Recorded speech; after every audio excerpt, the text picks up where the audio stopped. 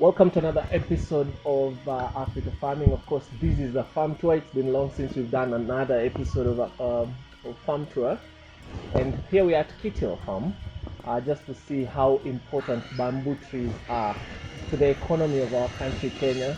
So we'll be taking you through some of these things and what other things that they do here at this farm. And I hope you guys will actually stick through to the end of this episode. We are tagging along with Joe. Joe is doing his research on bamboo trees and how to use bamboos to make juice, tea, and all that. So he'll be telling us some of that as we also do or showcase other things that are being done here at Kitil Farm. If you're new here, take a second or two to subscribe and hit on the notification bell so that YouTube can always notify you whenever we do new releases on such videos. Otherwise, stick with us to the end. Let us enjoy this farm. Okay, see hii ni 6 inches. Okay, so tumepima hapa. Nimekwambia hapa ndo ina determine price. So bamboo huku huwa ina differ size. So if it's bigger per inch inakuwa pesa mingi. So it is smaller, kuna hadi ya 1 inch. Hadi half an inch. Yeah, that one is bigger. So if you measure this one, the price will differ. No, it's not 3. It's 3 points. Unahesabu hata hiyo point? 3.4. Unaona? So that is 3.4. Unakuja hapa. So 3.4 iko between here na here. So tunachukua hii 20 plus 25 divided by 2. Unakuja around 23. So hii ukipima hii unachukua hiyo 23 times hiyo pesa. I understand now. You understand? So price ina differ depending na call. Kama ile price yake ni kidogo. Price yake ni kidogo. Ya hiyo 1 inch.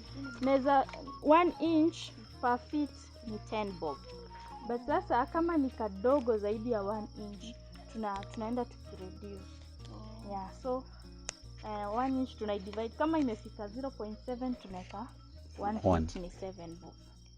Yeah. Kama ni 0.2, 1 inch ni 2 bob. Okay. Yeah, that's how we determine our prices. Yeah. So kupandwa inawekwa tu venye iko hivi inapandwa. Hii haiendi kupandwa. Hii ni poles. Tabeka kwa fence. Yeah, hii ni si lazima fence. Wanatumia for various reasons. I don't know what this one is going to do with them, but inakuanga for various reasons. Ukienda kwa mahoteli mostly ndo huwa wana order hii. Unapata kama wakiconstruct hizo edges wanazihangisha like zinatumika differently depending on what you want, because hii si solid, hii ni hollow. Unaweza weka waya hapa ite tu ndani, you can suspend this one. Unaweza tumia hii hadi kama gata ile ya kucollect maji, but zile zenye ni kubwa. Mimi naitumia kama feeder ya kuku. Like, but ni kubwa, nimekata. Unajua hiyo audio ndo nataka. Yaani uko karibu na audio. So nimekata katikati hii. I will show you. Tutaenda huko kwa kuku. Nimekata katikati, imekuwa kama nini yangu ya kufeed kuku. Yeah, so it's used for various reasons, just because of the venye iko.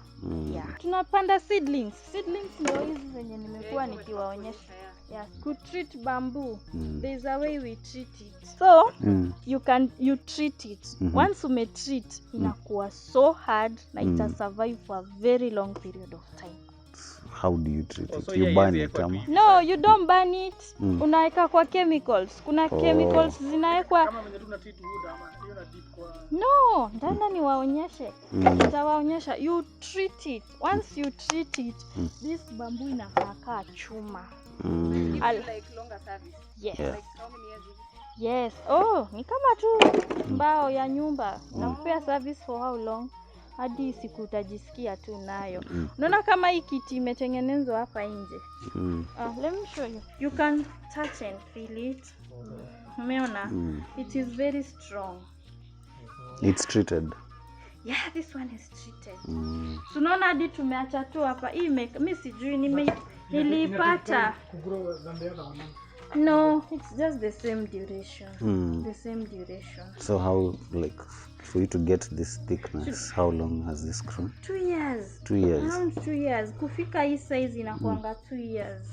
Kwa conditions hizi zetu. Yeah, conditions hizi zetu. No. Yenu na yetu ni different. This is Kajiado. Okay, nawapea conditions zenu. Huku kwetu tuko na challenge ya maji. Ni saa hii tu. Ukikuja saa ya kiangazi huku ni brown. Everything is brown. Yeah, so hii solid unaona kama hii niliipata na iko treated. Unaona dimchu haiwezi kula. Yeah, because of the treatment. We treat it with boric acid na borax acid under heat for certain duration. Yes. Ukitaka tunakupea treated, ukitaka tunakupea untreated. Alafu kuna wenye ufanyi. When you treat, you treat Yes. Yes, nimekuonyesha. My partner ameona. Tunaona hii ni untreated. Hii ni untreated. Alafu okay.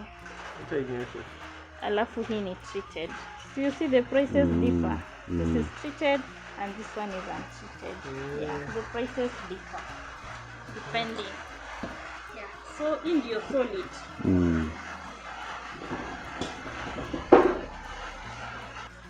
Hii ndio nilikuwa nakwambia ni ya wine.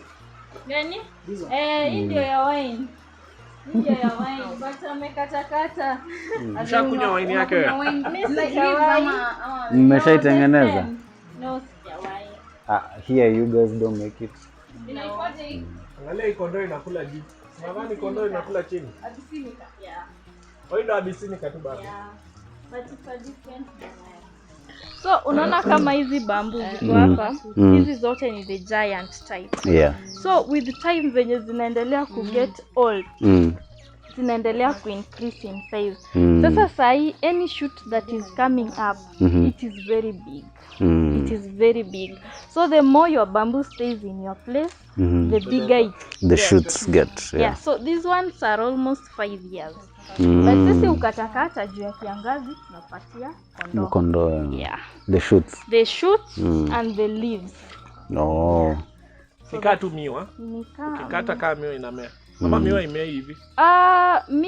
Miwa si invasive, hii ni Very invasive. Unaona sasa hiyo seedling moja yenye ilikuwa huko ndio ina produce kama hizi zote hivi. Yeah. Aya, okay. With time. Yes.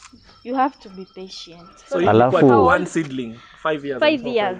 My question is, besides water, what else do you need to like put? Ikiwa changa tunaiekeanga fertilizer, but sisi tunatumianga organic.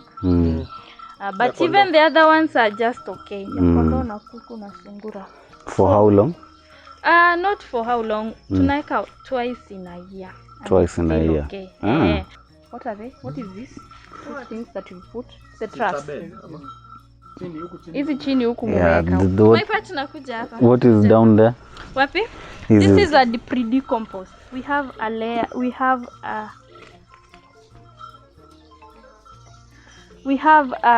tuko na vermiculture. Tuko na system ya vermiculture. Vermiculture ni minyoo. Vermiculture minyoo really. Earthworms. So hizi earthworms zina decompose soil. So hii pre-decompost tunataka zidecompose hizi vitu. So before zidecompose tunaekanga for a certain period of time. Ndio tukipatia hizo vermiculture they do it very fast. And then we use it. Yeah, so hii ni pre-decompost. So size ziko? Sasa kuna hizo. Hakuna minyoo hapa, ziko huko chini. So after zikitolewa hapa ndo zinapelekwa. Ndio hii ni kama chakula yao. Ukitoa hapa tunapeleka huko. Yes. Alafu inatengeza hiyo soil. Inatengeneza soil, that's the soil we use for tissue culture. Tissue culture tunaanzia lab, alafu tunamalizia. This is your lab? Yeah, this is our lab. So huko germination, that's where we use that soil. It's very fertile and reduce cost. Yeah. This is a tissue culture lab. Now let me explain. Sasa hii ni section yangu partner wangu anashinda akinitoroka. Usiniogope siumangi. So this is a tissue culture lab. Tissue culture is the art of propagating clean plants. Sinaonanga farmers wanakuanga na shida ya plants ziko na diseases. So what we do, we offer them disease free plants. and we offer them disease-free plants from a process called tissue culture. Si GMO. Si GMO. Actually, that was my next question. Si GMO. Disease-free plants. Like tunaenda kwa shamba. Okay, currently tunafanya pyrethrum, tunafanya bananas, tunafanya arrowroots, tunafanya strawberry na tumeanza coconut. Yeah. So hii propagation tuko na 5 processes. Ya kwanza inaitwa initiation, ya pili multiplication, rooting, hardening, then socketing. So all these processes, they are very aseptic. Very aseptic. The first 3 processes. Aseptic in American. Hakuna Kiswahili. Kwa kizungu ya Okay, aseptic are conditions that don't allow any contamination. So the first 3 processes zinafanyiwanga ndani ya lab. Yeah, the last 2 processes zinafanyiwa germination. So hizi first 3 processes, ya kwanza ni initiation, multiply, then unaifanya zinamea roots. Hii mnaona hapa, hii iko rooting stage. Sasa from imetoka ndani tupeleke germination. The first process, initiation, is the hardest, the most delicate, most important. Tunaenda kwa shamba. Simona tuko na mandizi everywhere. This is our genetic bank. Tunaenda kwa shamba. Okay, shamba we were sourcing bananas from outside, but we discovered that hizo bananas zao ziko na magonjwa mengi. Alafu zilikuwa zinatupea very hard time. So we decided wacha tufanye zetu. So we brought all the varieties we can. Tukajipandia. So tunachukua mandizi from here. Let me explain na mandizi. Tunachukua mandizi, tunaleta kwa lab. Tunachukua the young ones, the suckers. Older people tend to be more sick. So tunatoa tule zile watoto, the embryos. The young ones. So tukichukua the young ones tunakuja tunapanda kwa media. Media is artificial soil yenye tume provide all the raw materials, best conditions for everything to grow. So tunaipanda kwa hiyo media. Tukipanda zote zitamea. Hii media ina favor growth of anything, including microorganisms. So kama hii plant iko na ugonjwa, the bacteria, the virus, the fungus, itapata everything is good. What will it do? Itaongezeka. Ita multiply haraka isahau. And ikisha sahau unajua inaonekana. You can see. You can see it. So I can easily differentiate a yeah. Nachukua for example hiyo ball. Okay, tunapandanga moja. So sema hii ni ball imepandwa banana moja. No, moja. One ball, one plant. So ukiangalia you will see the plant kama imemea, you will see the infection. Kama ni bacteria utaona, kama ni fungus utaona. Then from there we separate sasa. Any plant yenye iko mgonjwa we discard. We separate the clean ones from the bad ones. Okay, tukishapanda huwa tunaiweka kwa growth room, special rooms. Unaona kama ile uko ndani? Hiyo ni cold growth room. Alafu uko chini tuko na hot growth room. These plants zinamea na different temperatures. Pyrethrum, strawberry 18 to 22. Bananas, arrowroots 27 to 35. So that's why kuna different growth rooms. So zikishamea tuna separate the clean ones from the dirty ones. The dirty ones we discard. Tunatupa, tuna incinerate because we don't want that infection. The clean ones tunaipeleka the next stage, inaitwa multiplication. Unfortunately, initiation unaweza fanya mimea 50 upate 2, upate moja. Ama hata usipate. So that one yenye tumepata, why are you shocked? But then I just explain you what tissue culture is. Hata mimi sijaijua what tissue culture is. So that's one plant yenye tumepata, tunapeleka the next stage inaitwa multiplying. We multiply it. Tunaipea hormones, tunaiweka kwa hormones manini. We multiply it inakuwa mingi. One banana plant can give us up to 800. What? Yes. So that plant is clean because we verified it in the first initiation stage. Yeah, initiation inaweza kuwa na stages 5. So we verified it, it's clean, it's disease free. Tunapeleka next stage, tunai-multiply. Ikiwa hapo kwa best condition na imeangi roots, tunapeleka kwa the third stage inaitwa rooting. Rooting tunaidanganya na activated charcoal. Kwa hiyo media tunaiweka inakuwa black. Oh, hii ni activated charcoal. Yeah. Yenye Inadhani tuliona iko pale, kwa soil, iko kwa giza, so roots zinamea. So hii activated charcoal imetengenezwa na hiyo bamboo. Yes. Nice. So mnatumia tu vitu za hapa. Yeah. Nice. Yeah. So hiyo bamboo umeni confuse hiyo. Sorry, ulikuwa unasema Rooting. sasa mnatengeza roots Yeah, so hizi si real roots, zinaitwa false roots, zinamea. Hizi false roots zitaisaidia kujiestablish in the first process ya hardening. Tuko na primary hardening, secondary hardening. Hapo inatupeanga challenge. Unajua huku zimezoea kubembelezwa. Kila kitu ni best. So ikifika nje ni kama unatoa mtoto Runda unampeleka Turkana. Yeah. So hapo ndo challenge inaingianga. Unapata nyingi zinakufa kwa zinakuwa na shock. Huku ni wapi? Hatujazoea huku. So zile zina survive, tunajua zimeharden. Hizo zimekuwa hard. Zinaweza survive any stage. So zinapelekwa next stage inaitwa secondary hardening. From there tunaweka kwa sockets. So hizi zikiwa kwa sockets ndo tunauza sasa. That's tissue culture. Nime-explain back. Crash course.